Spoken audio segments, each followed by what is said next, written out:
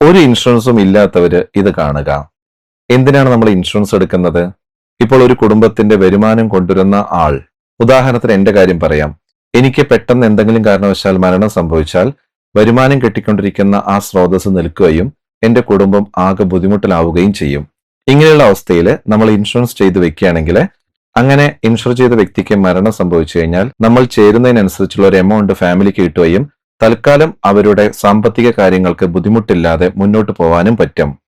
പലരും ഇൻഷുറൻസ് എടുക്കാത്തതിന്റെ ഒരു പ്രധാന കാരണം നമുക്ക് കിട്ടുന്ന വരുമാനത്തിൽ നിന്ന് ഇൻഷുറൻസിനായിട്ട് കൊടുക്കാനുള്ള പൈസ ഇല്ലാത്തതാണ്. എന്ന് വെച്ചാൽ അതിന്റെ പ്രീമിയം വളരെ കൂടുതലാണ് എന്നുള്ളത് കൊണ്ടാണ്. പലർക്കും ആഗ്രഹം ഉണ്ടാവും ഇങ്ങനെയൊക്കെ ചെയ്യണം എന്നുള്ളത്, പക്ഷെ അതിലേക്ക് മാറ്റിവെക്കാനുള്ള ഒരു തുക കയ്യിലില്ലാത്തത് കൊണ്ടാണ്. അങ്ങനെയല്ലേ? എന്നാൽ സെൻട്രൽ ഗവൺമെന്റിന്റെ 2 പ്രധാനപ്പെട്ട ഇൻഷുറൻസുകളുണ്ട്. വളരെ ചുരുങ്ങിയ ചെലവിൽ നമുക്ക് എടുത്തു കഴിഞ്ഞാൽ ഈ പറഞ്ഞ എന്തെങ്കിലും കാരണങ്ങൾ സംഭവിക്കുകയാണെങ്കിൽ കുടുംബത്തിന്റെ സാമ്പത്തിക പ്രശ്നം ഒരു പരിധി വരെയൊക്കെ ബുദ്ധിമുട്ടില്ലാതെ മുന്നോട്ട് കൊണ്ടുപോകാൻ പറ്റും. അതിനായിട്ടാണ് സെൻട്രൽ ഗവൺമെന്റ് ഈ 2 സ്കീമുകൾ ഇറക്കിയിട്ടുള്ളത്. ഒന്നാമത്തെ പോളിസി 50 വയസ്സ് വരെയുള്ള ആൾക്ക് ജോയിൻ ചെയ്യാൻ പറ്റും.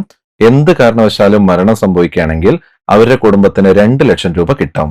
18 വയസ്സ് മുതൽ 50 വയസ്സ് വരെയുള്ളവർക്ക് ഇതിൽ ജോയിൻ ചെയ്യാൻ പറ്റും. ഒരു വർഷത്തിന് 436 രൂപയാണ് ഫീസ്.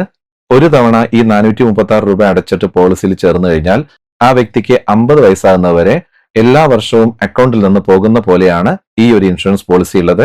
ഇതിന്റെ പേര് PMJJBY, prime minister Jeevan Jyoti Bima Yojana. ഇതെടുത്ത വ്യക്തിക്ക് എന്ത് കാരണവശാലും മരണം സംഭവിച്ചാൽ 2 ലക്ഷം രൂപ ആ ഫാമിലിക്ക് കിട്ടും. ഇനി 436 രൂപ എടുക്കാൻ പറ്റാത്തവർക്ക് 20 രൂപയുടെ അടുത്തൊരു പോളിസി ഉണ്ട്. ഒരു വർഷത്തിൽ 20 രൂപ വെച്ചിട്ടാണ് അടയ്ക്കേണ്ടത്. 18 വയസ്സ് മുതൽ 70 വയസ്സ് വരെയുള്ളവർക്ക് ഇതിൽ ചേരാൻ പറ്റും. ഇതിൽ ചേരുന്ന വ്യക്തിക്ക് ആക്സിഡന്റ് ആയിട്ട് മരണം സംഭവിക്കുകയാണെങ്കിൽ 2 ലക്ഷം രൂപ അവരുടെ ഫാമിലിക്ക് കിട്ടും. അതുപോലെ തന്നെ ആക്സിഡന്റ് ആയിട്ട് പെർമനന്റ് അംഗവൈകല്യം സംഭവിച്ചാലും ഈ എമൗണ്ട് കിട്ടും.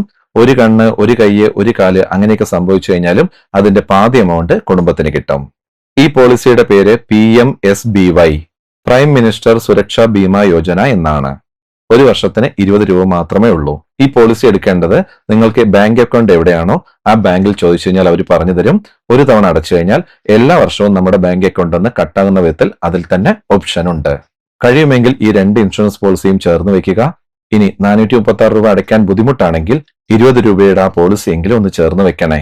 കാരണം മരണം എന്നുള്ളത് എപ്പോ വേണമെങ്കിലും സംഭവിക്കാം. നമ്മൾ ജനിച്ചത് തന്നെ മരിക്കാൻ വേണ്ടിയാണ്. അതൊരു സത്യവുമാണ്.